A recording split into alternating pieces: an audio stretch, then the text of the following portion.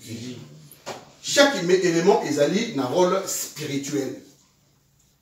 Il faut regarder que ceux qui au belly, ils ont élémentaux, ou les témoins de l'abusseau, ils ont touché. Élément O est garanti sa ranine, et garanti sa santé, amour, affection, sentiment.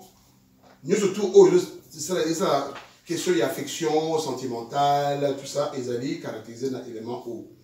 Donc, ce qui est l'élément moko, parmi les 4 éléments, ils ont déséquilibré, au moins, physiquement, pour reproduire l'amour. Alors, moment nini, ce qui, par exemple, au belly, au samela, wapi. C'est ça l'art et les techniques. Élément O, ce qui est au belly, il faut, au samela, na, maille. Ce qui dit, par exemple, prière, il y a foyer, il y a santé, il y a amour. Et ça dit, mini, conseiller pour ça, mais la pembe, il y a maille. C'est ça les techniques que nous sommes en train de donner. Sur Omoni, on dit tout à l'heure, l'exemple, tu as les psychologues avatar, petit à sali malaise, alors, papa, c'est Oyebi, Zora vers la maille, au salaire, ma déclaration, au médecin moukier, au tiers moukier la moutounaye, quand il faut se stabiliser. C'est ce qui s'est passé. Maman qui est au la maille, tu mérites moi la maille, tu bois les dames dans mon tout, alors oui, tu regardes dans le monde. La preuve est que tu laisses s'aggraver et se stabiliser. Donc, il est mal onaillé, c'est un peu en défaillance, en déséquilibre. Élément est ce qui aux a problème psychologique, problème établi intelligence. Mental, nous avons un problème par exemple examen. Il faut passer examen lobby au lundi, au mardi. Nous avons un problème à Otang. Ils ont dit élément R Nemoto, ils ont affecté. Donc, ils ont conseillé au Kéréta Moussou pour ça, mais la Nicolas Ngomba, ou bien Otanga,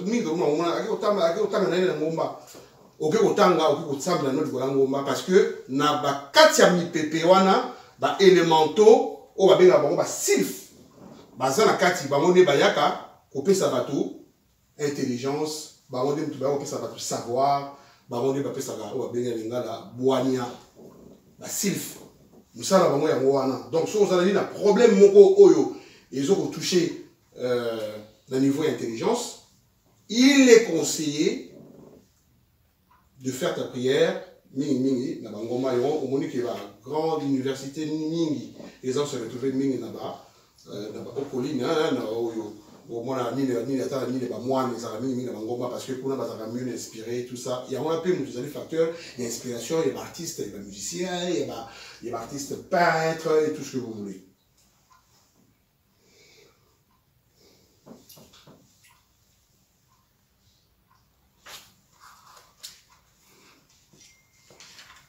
Donc, au monde à Jésus, tango, à ça il y a un miracle, il y a guérison, ce qui a sali l'exorcisme, ce qui a mis cette énergie, à banaki, au matin mingi, au semble de colo, il y a ngomba pour assez ressourcer. Ba élémentaux, wana o abengi ba silf, bazali, bazalaka na katia mu pepeme na lobi wana. Soki moto, azali na besoin ya mayele, na ye efungwama, en contact avec la divinité. Donc, comme on a, ma pasteur n'est pas qu'elle a prié, mais donc, tu as vu le loquet. Mon ami, tu groupe de prière, tu as vu le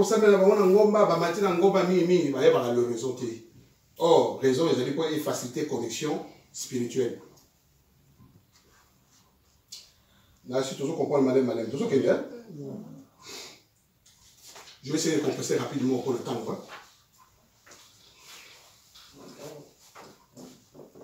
Alors, au cours de là, il y a un moto.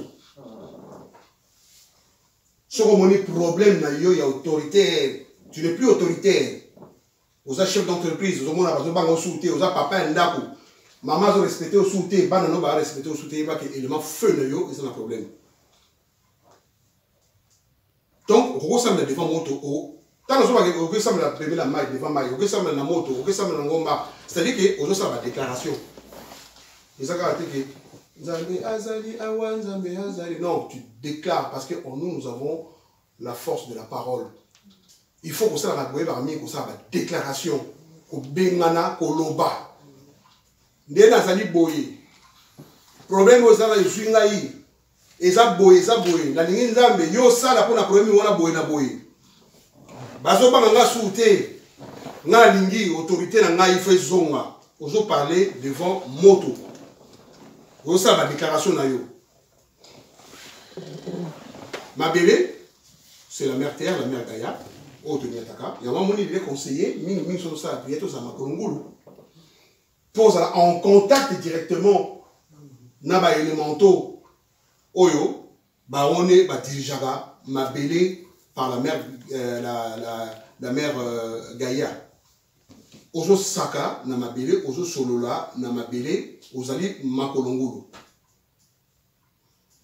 ba élémentaux ba za mabélé pour le moment ba miom. On va protéger la richesse, on va or, cuivre, diamant, manganèse. On va mingi dans mon bateau qui est ami pour le diamant. On va les boules zili bango.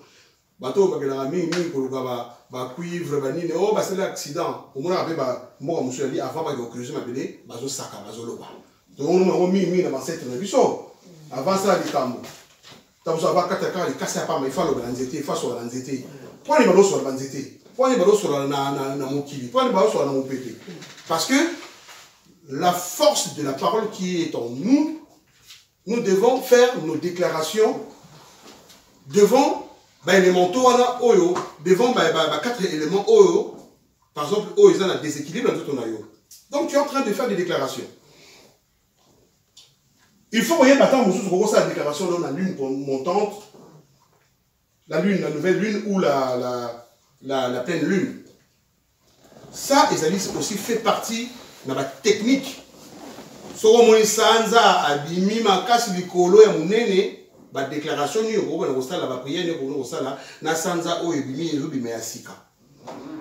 Dans une période de la pleine lune, tant sanza est comme un boule comme un munene, moto ko refouler ba mauvaise vibration. Ko benga mi pepe ya mabe. Ko sala ba délivrance tout ça.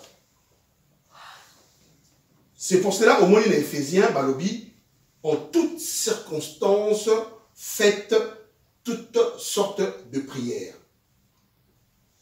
La prière, mon chou, je les ai coexisté. Aujourd'hui, on va dire au Mongoté, on va dire mantra. On les a très makasi. Surtout la prêtresse Gaïa, il y a des alamos makasi. Aligan Mingi. Aujourd'hui, ça, on a prière, aujourd'hui, on va dire le côté. Ou je prononce comme un Nzambé, mais on a benda.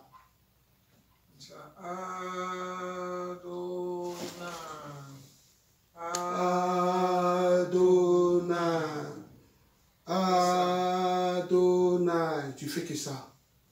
Ou je t'en Henry,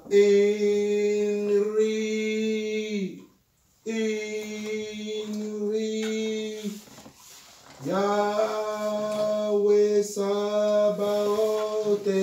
Tu ne fais que ça.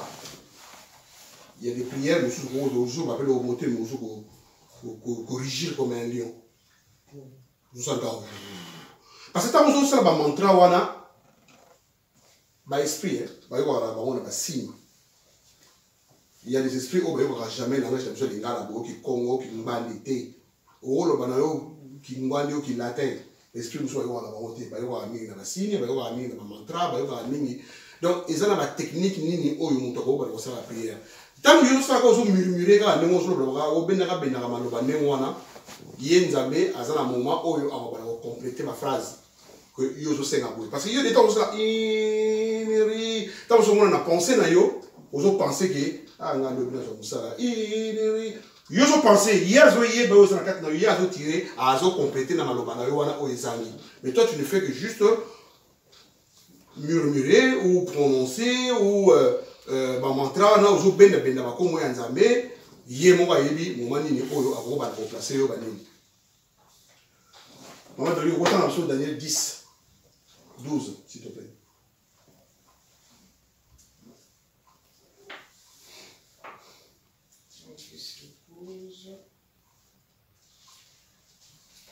Le chef du royaume, Perse.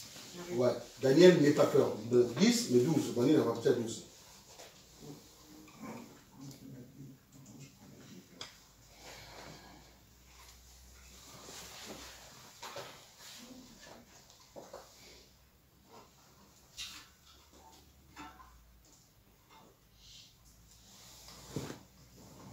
Donc on va dépenser. Daniel 10.